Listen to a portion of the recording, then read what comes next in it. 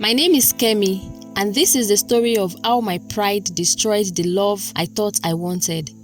You see, Abuja has a way of making you feel like your worth depends on who you are seen with. The restaurants, the soft life, the social media posts, everyone is pretending to have it all together. And back then, I was no different.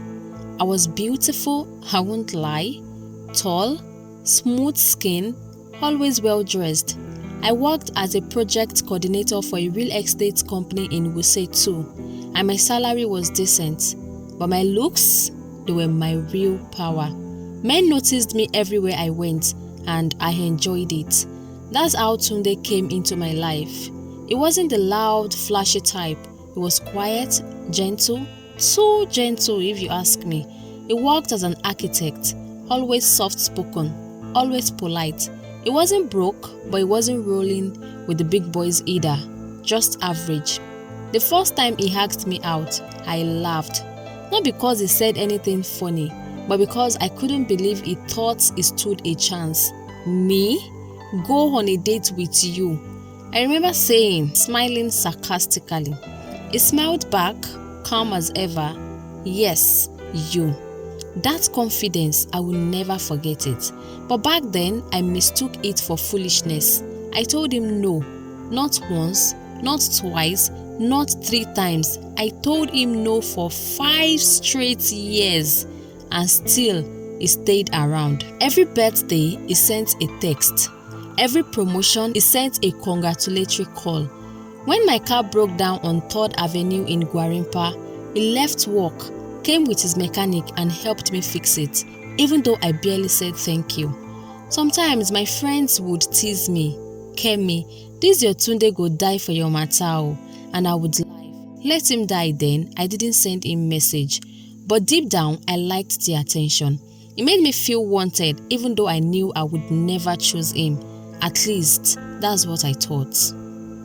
Years passed, the men I actually wanted, the ones with money, status, the one I thought were my type, they came and went. Some used me, some lied, some even left me heartbroken. By the time I turned 34, the compliments had slowed down, the DMs were quieter, even the men who once chased me had moved on, married, happy and settled. And then there was Tunde, still there, still single, still gentle.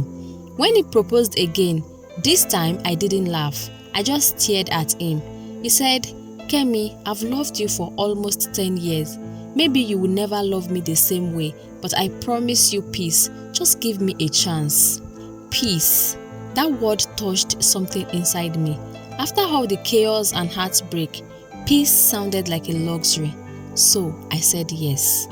Not out of love, but out of exhaustion. I told myself maybe love would come later. We got married quietly, just family and a few friends. He bought me a modest house in Lokogoma, furnished it neatly and treated me like I was made of glass.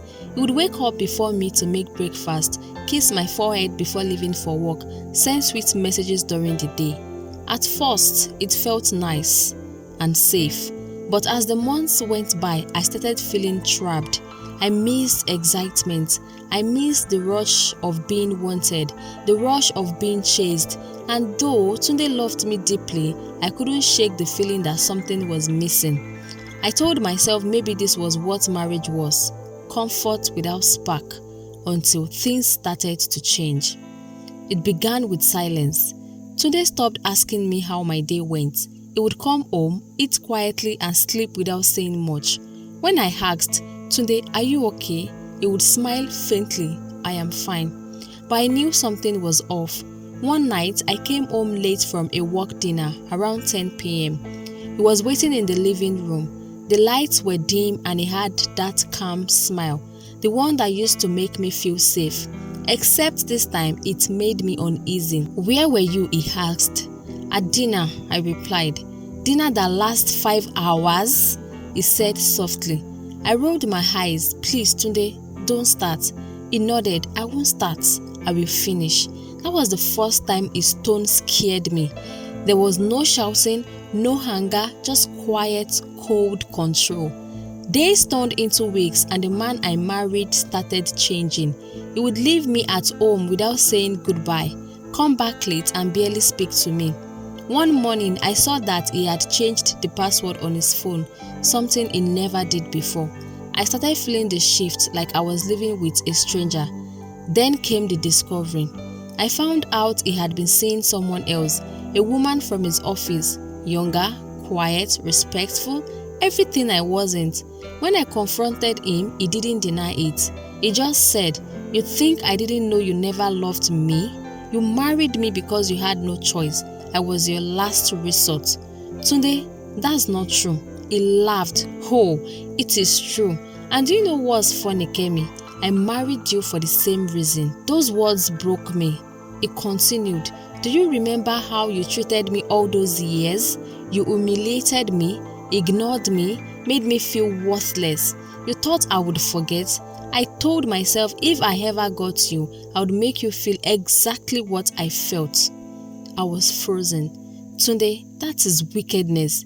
He looked at me calmly. "No, Kemi, it is justice." From that night, my marriage became a slow, silent punishment.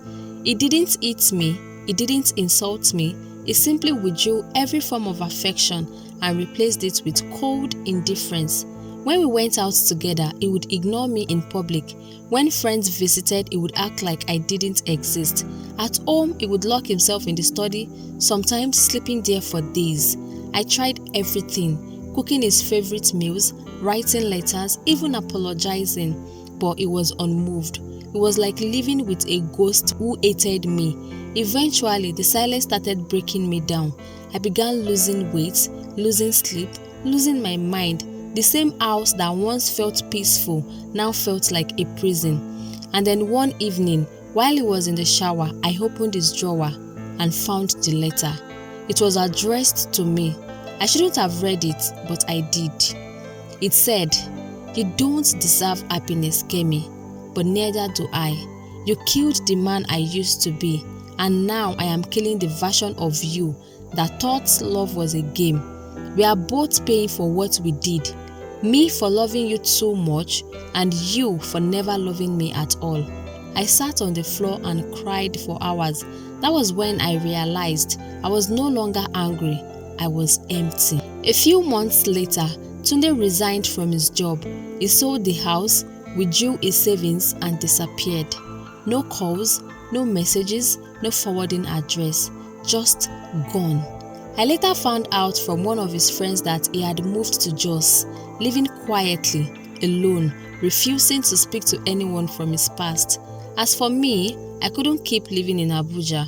Everywhere reminded me of him. So I packed my things and moved to Ilorin to stay with my elder sister. It's been 3 years since then. It's still not the same. I still wake up some nights hearing his voice. Sometimes I see his face in my dreams, calm, cold, unreadable. And I think about how we both destroyed each other without ever raising a hand. I wanted love that sparkled. He wanted revenge that burned.